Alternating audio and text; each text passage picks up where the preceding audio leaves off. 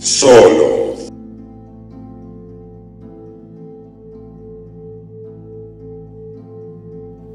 Yo, salut à tous et bienvenue dans cette petite vidéo qui va être ce soir consacrée à Évanoui ou Weapons en VO de Zach Cregger. Alors, on a au casting Julia Garner, je crois qu'elle s'appelle comme ça, c'est celle qui jouait la surfeuse d'argent dans Les 4 Fantastiques. On va enfin voir sa tête dans le film. Elle a joué dans quelques séries et films que j'ai pas vus, j'avoue, donc je savais pas du tout ce qu'elle valait en tant qu'actrice. Et on a également Josh Brolin dans le film. Bon, ça c'est une valeur sûre en général, Josh Brolin. Quand il est dans un projet, en général, c'est bon.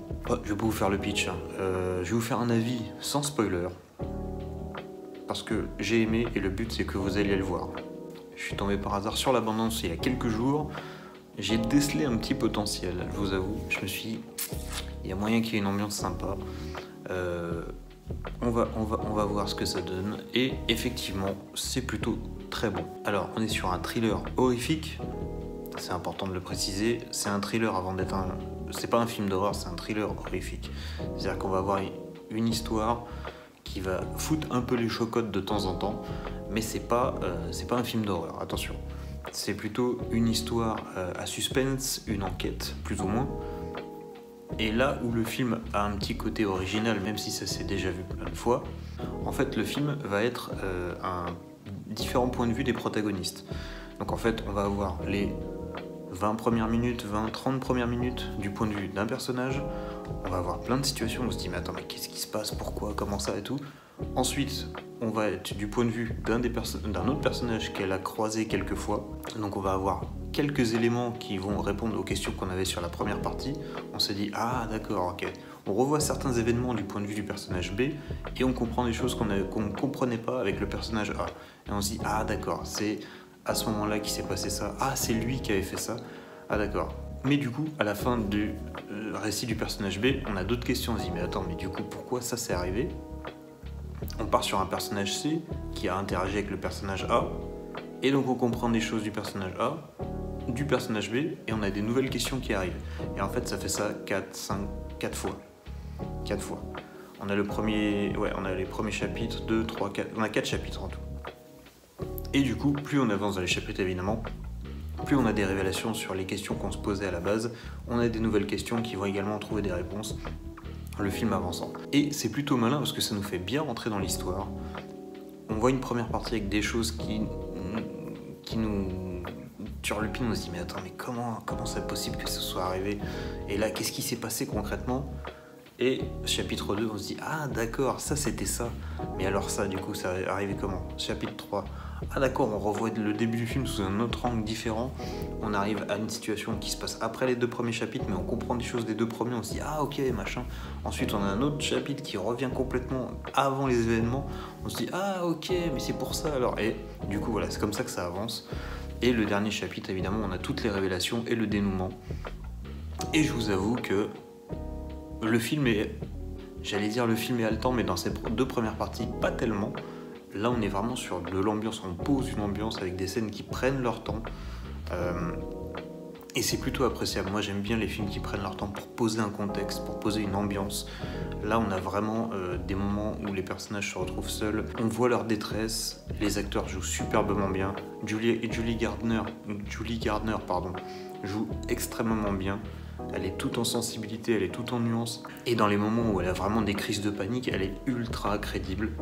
Josh Brolin, bon, il a plus ses preuves à faire, ce mec-là.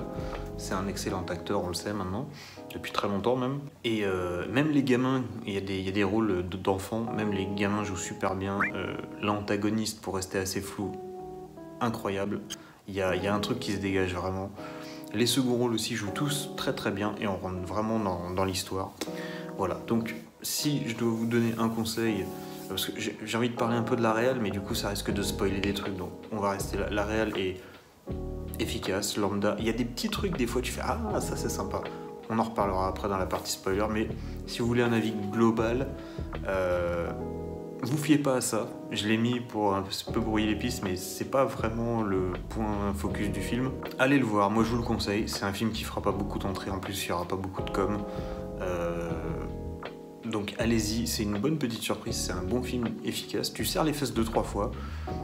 Moi je suis un peu naïf dans ce genre de film parce que je suis un peu happé par l'ambiance et en fait il y a une ambiance un peu oppressante, du coup mon cerveau se bloque et j'arrive pas mon cerveau n'est pas du tout dans l'anticipation, mais je suis complètement dans la réception là. Et en fait je me pose pas de questions sur qu'est-ce qui va se passer, pourquoi, comment. Je reçois le film vraiment et du coup je suis assez, j'allais dire impressionnable, non, mais je suis assez surpris de retournements que peut-être vous allez voir venir à 10 km. Moi en fait je suis vraiment en full réception, je suis là, j'attends et je suis tellement happé par le truc que je pense pas à ce qui peut se passer après. Donc peut-être que vous allez comprendre des trucs avant moi, mais moi j'ai vraiment été surpris de A à Z. Il y a des trucs que j'ai pas vu arriver, je me suis dit, oh putain d'accord, wow, c'est trop bien quoi. Donc voilà, c'est pas le film de l'année, attention, hein, c'est pas... mais c'est sympa. Il y a des petites touches gore à partir de la moitié du film que j'ai pas vu arriver non plus et j'ai fait oh, il y a des trucs genre à un moment il y a un mec qui se fait peler la joue par un épluche légumes. Ah, j'ai eu des relents de Evil Dead Rise où la meuf se faisait râper le mollet avec la râpe à fromage là. Voilà, moi, tout ce qui est un peu trop concret, genre les trucs que j'utilise moi et un couteau, une râpe à fromage ou un truc pour peler les pommes. Voilà, je le vois sur une joue, déjà je me suis pris un coup sur le doigt, je vois ce que ça donne, mais sur une joue j'imagine même pas. Donc voilà, c'est les genres de scènes qui me font un petit peu, mais voilà, après c'est la sensibilité de chacun, moi ça marche ce genre de truc. Donc voilà, je vous conseille Evenwy ou Weapons en anglais. Foncez, c'est vraiment cool. Voilà. Donc, c'est bon, vous êtes parti. Vous pourrez toujours revenir voir cette partie-là une fois que vous avez vu le film, hein, tant qu'à faire. Donc, on va rentrer dans le sérieux là. Donc, voilà. Alors, le film commence déjà. On sait tout de suite que les enfants ont disparu. Et donc on commence avec une voix off qui nous présente le contexte, les lieux, ce qui s'est passé, pourquoi, enfin pas pourquoi, mais ce qui s'est passé. Et on a une petite musique enfantine mais dissonante, c'est-à-dire qu'on va avoir une musique dissonante par-dessus toute cette présentation. Une musique dissonante, c'est avec des notes qui sont pas tout à fait harmoniques. Du coup, il y a une espèce de légère gêne au niveau de l'oreille. Et ça provoque un espèce de sentiment de malaise chez le spectateur. Évidemment, c'est maintenant que le chat choisit de jouer et de faire n'importe quoi. Merci Luna. On a vraiment des plans qui prennent leur temps, et ça je l'avais dit tout à l'heure, mais on a vraiment des plans qui prennent leur temps pour installer une angoisse, pour installer une atmosphère. Par exemple, on va avoir, après les événements, la prof qui va se faire harceler, on va avoir des gens qui toquent à sa porte, on a vraiment la prof de dos dans le cadre, et avec un gros plan sur la porte et vraiment un travelling qui avance tout doucement vers la porte avec cette longue plage de silence avant que la nana se retourne, s'en aille et qu'on rentende un toc un peu plus fort à sa porte. Donc voilà, on a cette ambiance qui s'installe, qui s'insère et ça marche bien, ça met une petite angoisse quand même. Il y a un truc avec ce focus sur cette porte qui bouge pas et où il y a, dans une nappe de silence complète. Ça marche bien, il y a un petit truc qui se passe à ce moment-là. Et il y a un truc qui est vachement intelligent, je trouve, c'est que comme c'est une histoire d'enfants disparus et que ça se concentre sur leur prof, quand elle va revenir à l'école, on va avoir la nana qui parle chez le proviseur. Et en fait, juste à côté d'elle, il va y avoir les fenêtres. Et en fait, on va avoir des enfants qui jouent dehors, qu'on voit passer, et on entend des cris d'enfants. Il y a des cris d'enfants qui jouent. Et là, en fait, ces cris d'enfants, comme on est dans une situation un peu particulière avec des enfants qui ont disparu, on ne sait pas s'ils sont morts ou pas, ces cris d'enfants deviennent une espèce de source d'angoisse aussi. Alors que c'est des enfants qui jouent, mais dans ce contexte-là, c'est un peu angoissant. On entend ces cris d'enfants normalement qui sont censés représenter la joie, l'innocence, tout ça. Mais là, dans le contexte du film, c'est limite si le personnage va entendre ces cris d'enfants, il va pas regarder par la fenêtre, genre qu'est-ce qui se passe quoi. Alors qu'ils sont juste en train de jouer. Mais il y a un truc qui se passe dans cette scène aussi qui marche bien, je trouve, qui met un léger malaise. Au niveau du bide, il y a un truc qui est viscéral qui marche à ce moment-là, en tout cas sur moi. Il y a un superbe plan aussi qui est dans la bande-annonce, je vais pouvoir vous le mettre, en tout cas le début du plan. On a la prof qui est chez elle, dans un couloir, on a une espèce de plan de coupe sur le couloir, juste au milieu de l'image, avec tous les deux côtés de l'image qui sont noirs, vraiment noirs. Elle est juste éclairée en orange dans le deuxième tiers de l'écran, et elle est au centre, toute petite, parce qu'elle se sent oppressée par la situation. Elle se fait harceler par les parents de la ville pour savoir où sont les gamins. Tout le monde croit que c'est elle, et elle, en fait, elle a le poids poids de cette culpabilité de n'avoir rien pu anticiper au niveau des gamins qui se sont tout simplement barrés de chez eux en pleine nuit, qui ont disparu. Et en fait, en plus de toute l'angoisse que représente la ville qui la harcèle, quoi. Donc en fait, on va la voir un tout petit au milieu du cadre parce qu'elle est complètement perdue et submergée par son entourage, représentée par le décor qui l'oppresse complètement. Et donc du coup, on va avoir une source de lumière orange avec des reflets verts. Et en fait, elle va éteindre la lumière et il va y avoir un cut sur exactement le même plan, mais dans un couloir de l'école, où elle va arriver et elle va marcher à travers les couloirs de l'école et on transitionne dans un rêve qu'elle fait. Et j'ai trouvé ça super cool. S'ensuit ce plan où on va avoir un travelling qui reprend l'un des premiers plans du film où en fait elle rentre dans la classe et elle voit que toutes les tables sont vides. Et là en fait on a exactement le même plan, sauf qu'on est dans son rêve en pleine nuit et quand elle passe on voit tous les gamins qui sont comme ça, la tête sur la table, et un qui se relève avec cette tronche un peu inquiétante, quoi. Donc là l'angoisse marche pas mal. Elle se réveille de son cauchemar en hurlant, elle va voir un truc au plafond. Mais ça on va en reparler plus tard. Alors, je me connais, je risque d'oublier. Donc voilà, elle va voir l'espèce de vieille en fait qui est responsable de tout ça. Ah, je vous ai prévenu, hein, on est dans les spoilers les gars. Donc elle va voir la vieille au plafond pendant une demi-seconde. Et ça c'est un truc que j'ai pas compris. Alors donc c'est la vieille qui est l'instigatrice de tout ça. Elle manipule les enfants machin pour apparemment leur voler leur vie et leur énergie pour essayer de se guérir de son cancer par la magie noire. Ok, ça j'ai compris. Mais pourquoi certaines personnes ont des visions d'elle? Ils sont pas sous son emprise. À ce moment-là, en tout cas, ils sont pas du tout sous son emprise. Elle a pas jeté de sort sur eux encore. Donc pourquoi elle la voit sur son plafond? Pourquoi Josh Brolin la voit dans son rêve? Pourquoi James, l'espèce de junkie, la voit dans la forêt? Voilà, il y a plusieurs personnes qui la voient en vision et je sais pas pourquoi. J'ai pas compris pourquoi. Si vous avez compris, vous, bah mettez-moi ça en commentaire. Franchement, ça m'intéresse parce que c'est vraiment une info qui m'a échappé, je pense. Ou alors c'est pas expliqué dans le film, ou alors c'est juste là pour mettre des espèces de jumpscares ou des plans un peu malaisants, mais j'ai pas compris, parce que bon, c'est une espèce de sorcière qui fait des rituels sataniques, vaudou, là, je sais pas quoi, ok, quand elle a une emprise sur les gens, à la limite je veux bien comprendre qu'ils la voient, mais c'est pas du tout le cas. Quand ils sont sous son emprise, en fait on a plus de... C'est comme s'ils avaient plus d'âme. Donc en fait on n'est plus dans leur tête, on voit pas ce qui se passe dans leur tête. Donc on sait pas s'ils la voient ou pas. Et les seuls gens qui la voient, ils sont pas sous emprise. Donc ça, j'ai pas compris. Il y a aussi un plan qui m'a donné un petit peu des frissons. On a la prof qui planque devant la maison du gamin, le seul qui a pas disparu. Et donc elle essaye de lui parler, mais elle y arrive jamais. Donc elle planque devant sa maison pour l'attendre le matin qu'il sorte, pour essayer de lui parler. Et en fait, on va avoir un plan long, d'au moins 1 ou 2 minutes. On démarre dans la voiture, le chat choisit d'aller pisser. À ce moment-là, on l'attend, on la voit dans la voiture, elle dort comme ça, et on a ce plan qui part de sa tête, qui panote. À travers le pare-brise, on voit la maison devant laquelle elle fait sa planque, on voit la porte s'ouvrir, et ensuite on voit une silhouette qui sort de la maison avec une dégaine un peu comme ça, quoi, genre qui marche un peu comme ça. Une espèce de nana avec des cheveux ébouriffés, on voit pas son visage, mais on voit qu'elle a une espèce de couteau ou de ciseaux dans les mains. Elle se déplace tout lentement avec des mouvements un peu saccadés comme ça. Elle s'approche de la voiture. À mi-parcours, on repanote sur la nana qui dort dans sa bagnole, qui est comme ça. Et boum, la nana apparaît à la fenêtre avec son couteau. Elle bouge pas pendant quelques secondes et hop, elle fait le tour de la voiture. Et on reste sur la nana qui dort, donc en fait on voit que jusqu'à l'appui-tête, après on voit pas ce qui se passe hors champ. On a vu la nana sortir du cadre et on l'entend qui essaie d'ouvrir les portes arrière. Donc déjà là moi ça a marché sur moi, je me suis dit putain elle va rentrer ou pas?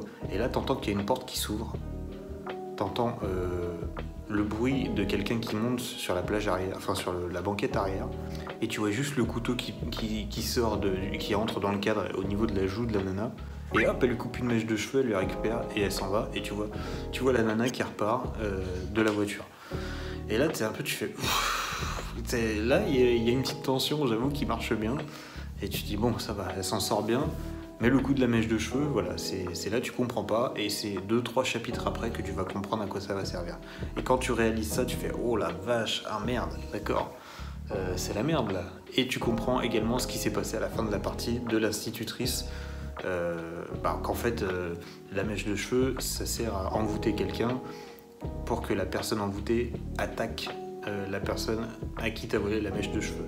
Et donc c'est pour ça que tu comprends d'où vient l'attaque à la fin de la partie avec la prof. Par contre, du coup, quand elle arrive devant cette maison, il y a un plan aussi que j'ai pas compris.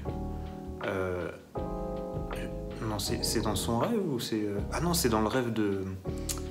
C'est dans le rêve de Josh Brolin, je crois. Il y a un des personnages qui arrive devant la maison, qui lève la tête, et en fait, dans les nuages, il y a une espèce de silhouette. Et en fait, ça s'éclaircit un petit peu, et tu vois une espèce de... Alors, je sais pas si c'est un M16 ou une espèce... C'est pas une Kalachnikov, mais c'est un fusil d'assaut, genre type M16 ou un truc comme ça. Et t'es là, tu fais... Hein? Et oui, bon, le film s'appelle Weapons en anglais, donc les gens ensorcelés deviennent des armes pour l'espèce de sorcière, là.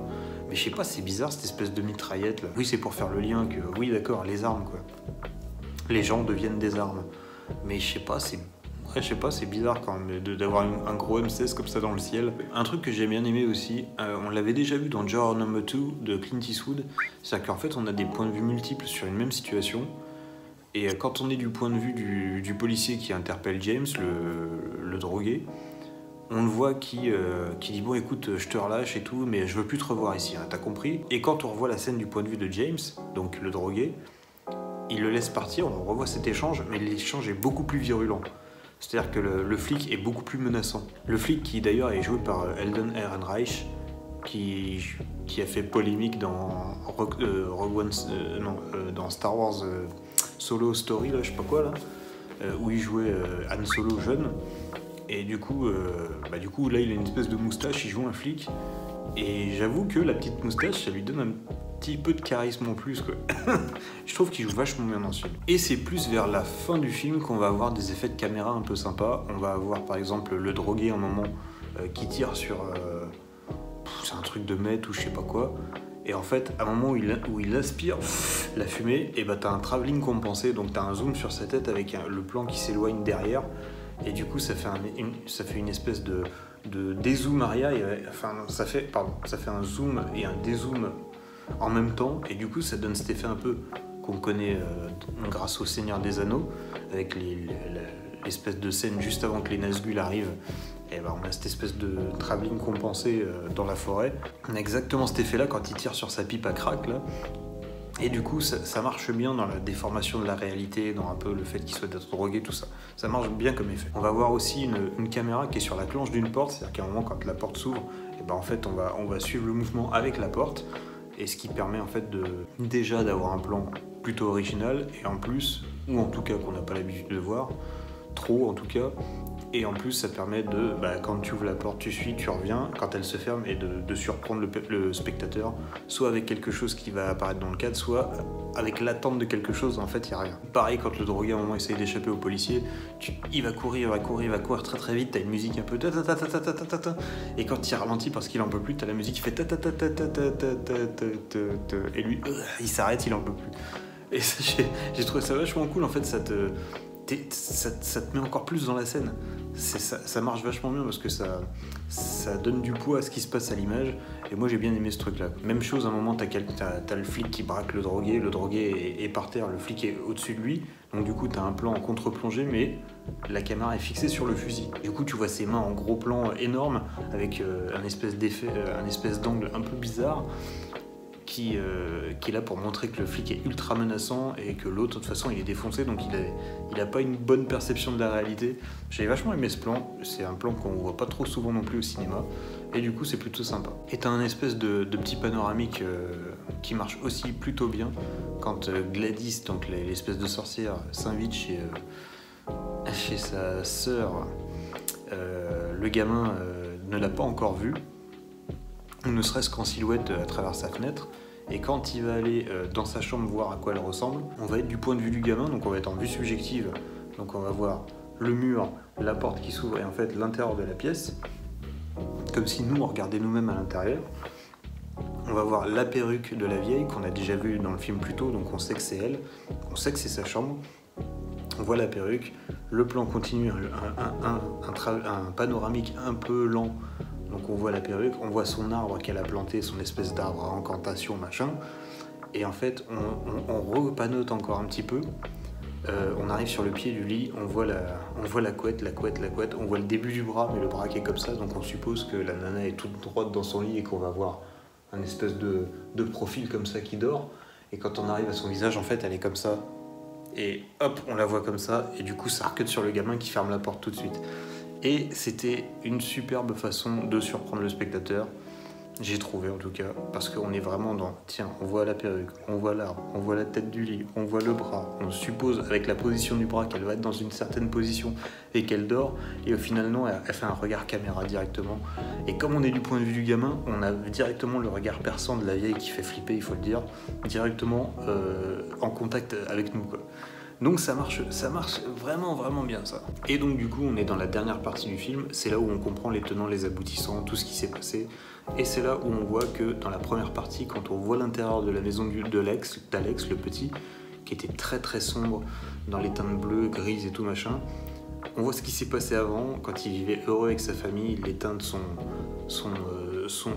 dorées, orangées, très lumineuses, on voit les fenêtres qui sont blanches pétantes parce qu'elles laissent rentrer la lumière et tout ça machin, et donc du coup tu vois ça et t'as immédiatement les premières images du film qui te reviennent en tête, avec cet éclairage là qui est très très morne, et tu dis ah ouais d'accord, donc on est vraiment passé d'un extrême à l'autre.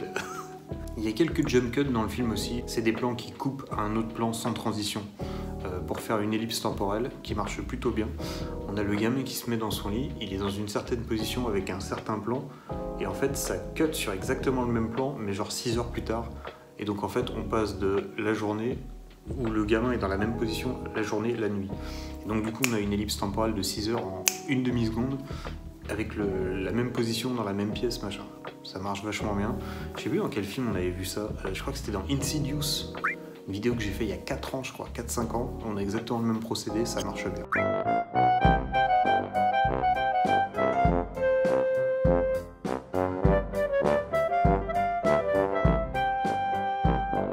Et évidemment, on en a parlé tout à l'heure un petit peu, il y a du gore dans ce film. À partir de la deuxième moitié, on a vraiment des trucs un peu gore. On a une tête éclatée à coups de tête. C'est-à-dire qu'il y a des coups de tête répétés dans une autre tête, et au bout d'un moment, à force de ne pas s'arrêter, la tête en bas elle explose. On va avoir une autre tête éclatée suite à une malencontreuse rencontre entre un crâne et une voiture. Et on va avoir une mâchoire arrachée, on va avoir des petits trucs comme ça sympathiques, et on a vraiment des scènes angoissantes, c'est-à-dire qu'il y a des gens qui sont sous possession de la vieille, qui vont prendre une fourchette et qui vont commencer à se piquer les joues comme ça, devant, enfin les parents du gamin clairement, et du coup la vieille dit au gamin il faut faire ce que je te dis, sinon moi je leur fais faire ça, et les parents ils commencent à prendre des fourchettes et à se taillader la tête comme ça, tac tac, devant leur enfant. Donc c'est assez angoissant, tu fais putain la vache. Il y a un truc qui te prend. Moi je me suis vachement identifié au gamin dans le film, et je me suis dit putain la vache, comment j'aurais réagi quoi. Genre, une espèce de vieille comme ça qui rentre dans ma maison, qui prend possession de mes parents et qui me dit ouais si tu fais pas ce que je te dis je les bute quoi. Tu fais waouh, et je les fais sans trop dévorer. Tu vois, je peux leur faire ce que je veux. Ils peuvent se taper dessus, ils peuvent te taper, ou alors ils peuvent s'entre-dévorer vivant quoi. Ça te dit? Tu fais waouh. Puis la vieille elle est super flippante, tu vois, Et on a des plans, franchement je crois qu'ils vont me rester en tête un petit moment. C'est pas vraiment le gore moi qui va me rester en tête, c'est certains visuels quand les gens sont possédés. Ils ont les yeux qui s'exorbitent légèrement en fait, et du coup ça fait des regards de fou, mais sans la paupière, c'est-à-dire que l'œil se ressort légèrement de l'orbite. Et toute la scène où Dominique Wong attaque Julie Garner, il a un regard de psychopathe vraiment. Et la mère à la fin qui poursuit son gamin, quand elle passe la tête à travers la porte, on a le gamin qui est comme ça, qui regarde sa mère d'en haut, qui a la tête qui à travers la porte. Et en fait, on est de son point de vue à lui, donc on est en contrebas, vraiment en contrebas. On a la nana qui est comme ça, et elle regarde vraiment avec les yeux exorbités, et elle se met à hurler vers lui. Oh, ce plan, il est terrifiant, vraiment. Comme je vous ai dit, moi je me suis vachement mis à la place du gamin dans cette scène, et vraiment, c'est terrifiant pour un enfant de voir ça, de voir ta mère qui a un regard comme ça et qui veut absolument te tuer. Ça donne des frissons, vraiment. Il y a aussi un plan dans la cave qui est un peu le même principe que la perruque, l'arbre et la vieille. C'est-à-dire qu'en fait, il y a Josh Brolin qui descend dans la cave et il retrouve les gamins, et en fait, il cherche son fils à travers les gamins, donc il passe de l'un à l'autre, machin, il est dans le noir, il éclaire avec son iPhone et tout, machin. 1, 2, 3, 4 gamins, et au 5e, il panote, parce qu'on est de son point de vue, encore une fois, on passe d'un gamin à l'autre, et à un moment... on voit une espèce de forme, on se dit tiens c'est quoi ça, ça panote, et en fait c'est la vieille qui est comme ça, genre, et elle lui saute dessus, donc elle saute vers la caméra, et j'avoue toi tu regardes, tu fais voilà. Et il se fait avoir comme ça ce con. Et on va terminer sur l'une des dernières scènes du film, donc là spoiler de ouf, attention, hein, même si c'était déjà le cas. On a le gamin qui arrive à faire en sorte de prendre une mèche de cheveux de la perruque, de la mettre sur l'arbre et de lancer le sort pour que les gamins attaquent la vieille. Et donc, alors c'est un parti pris audacieux de mettre une scène un peu comique en climax, parce que quand la vieille entend le bruit de la branche et entend les gamins de la cave se mettre à courir vers elle, elle comprend tout de suite, elle s'en va en courant. Et en fait, elle a une espèce de dégaine de folle, genre... Et t'as tous les gamins qui lui courent après. Ça a un effet un peu comique, mais ça passe parce que c'est jouissif. Parce qu'en fait, t'as qu'une envie, c'est qu'elle prenne cher. Cette connasse, là, cette vieille connasse. Et du coup, le fait d'avoir des plans fixes où tu vois les gamins et les voisins qui passent leur tondeuse, qui s'arrêtent parce qu'ils entendent un bruit, qui regardent, et de voir un plan fixe avec le voisin en amorce là, avec la vieille qui part en courant, genre et t'as tous les gamins qui lui courent après. Évidemment, il y a un effet comique parce que c'est voilà, on veut qu'elle prenne cher cette vieille, et voilà quoi. Mais encore une fois, c'est jouissif parce que vraiment t'attends ça depuis le début, qu'elle prenne cher la vieille, quoi, qu'elle arrête ses conneries et que les gamins se vengent en fait, tu vois. Par contre, une fois que les gamins la chopent, c'est très gore, donc donc c'est assez gore, mais encore une fois, t'es content quand ça arrive. Donc voilà, on a fait le tour. Moi je vous conseille Weapons ou Évanoui. Franchement, c'est plutôt sympa, c'est bien ficelé, le coup des angles multiples et des points de vue différents qui se raccordent un petit peu et te permettent de comprendre des choses petit à petit sur le récit. Ça marche bien, c'est efficace. La vieille, là, elle est flippante de fou, elle joue ultra bien la nana. Tous, ils jouent ultra bien, vraiment, ils jouent très très bien tous. Au début, t'es un peu perdu, tu te dis mais qu'est-ce que ça va me raconter? Et puis au final, quand tu raccordes un petit peu les petits morceaux de temps en temps, tu dis ah d'accord, ok, machin. Donc ça marche vraiment, vraiment, vraiment très bien. Donc voilà, il y a juste le coup des visions de la vieille, j'ai pas compris. Ça, j'avoue, j'ai pas compris. Et voilà. Mais sinon, à part ça, le film marche très très bien, je trouve. Pas semblé d'y avoir une incohérence de récit. Il y a des petits visus qui sont sympas. Il y a des belles lumières. Il y a un beau contraste orange et vert pendant tout le film. Et du coup, bah ouais, c'est vers la deuxième moitié du film qu'il commence à y avoir des petits plans sympas. Voilà. Mais sinon, c'est très très cool. Voilà. Donc je vous conseille encore une fois Weapon, Évanoui. À mon avis, tardez pas trop à y aller parce que je pense qu'il va pas rester très longtemps en salle. Vu la com qu'il y a eu dessus, là c'est pour un premier soir, la salle était à moitié vide. Donc peut-être que le bouche à oreille après marchera un peu, mais à mon avis il va pas rester longtemps en salle. Donc n'hésitez pas, boudez pas votre plaisir. Entre les Superman, les 4 Fantastiques, les trucs comme ça là, qu'on a eu en ce moment, allez voir ça, c'est déjà beaucoup mieux. Voilà. Allez, ciao, bon dimanche.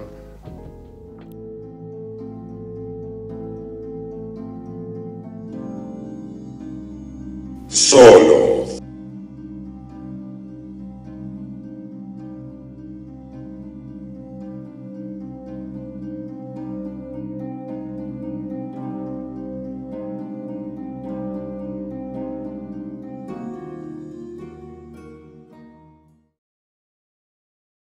Et en fait, on va avoir un plan long d'au moins 1 ou 2 minutes où on démarre dans la voiture, le chat choisit d'aller pisser.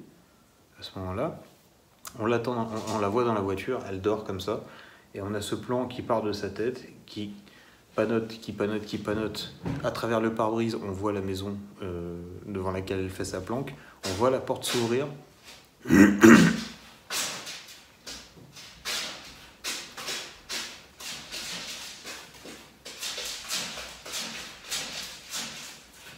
Les joies d'avoir un chat.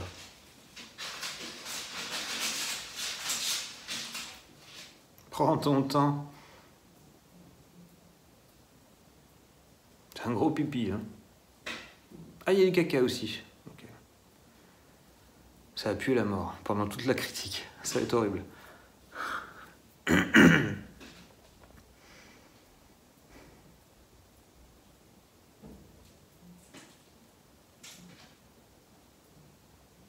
Je suis obligé d'attendre parce qu'après elle va ressecouer, elle va regratter par-dessus.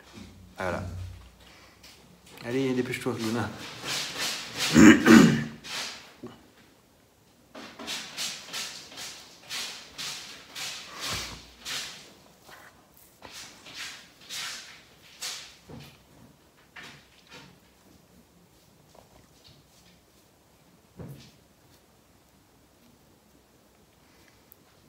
Ah, ça pue la mort.